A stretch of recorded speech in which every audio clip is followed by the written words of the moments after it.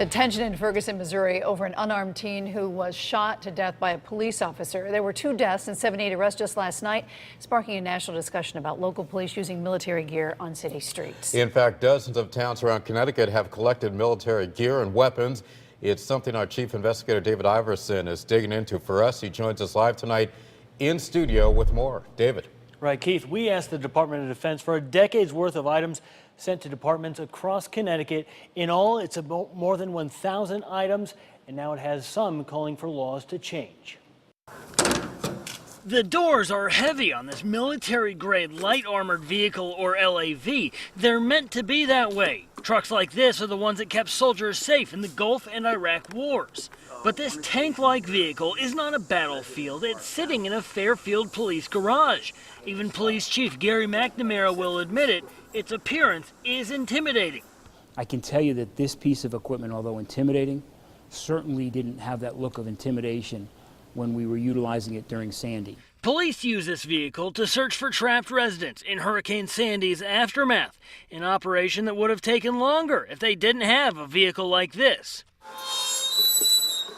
Just like local departments across the state, Fairfield Police has collected dozens of weapons from the Department of Defense.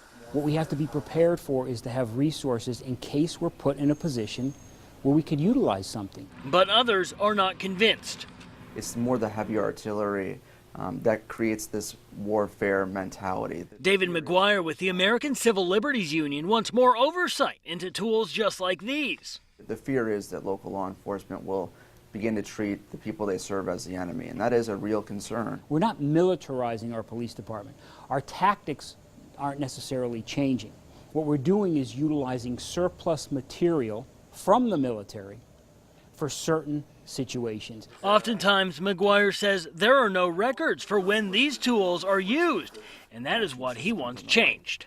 So what we think needs to happen is the legislature needs to step in and require some sort of oversight. All told, more than $4.7 million has been given to Connecticut police departments. It's geared just like the ones now raising questions in Ferguson, Missouri. For the News 8 investigators, David Iverson reporting. And stay with News 8 on air and online for the latest developments in Ferguson, Missouri. We'll have most up-to-date information on our website.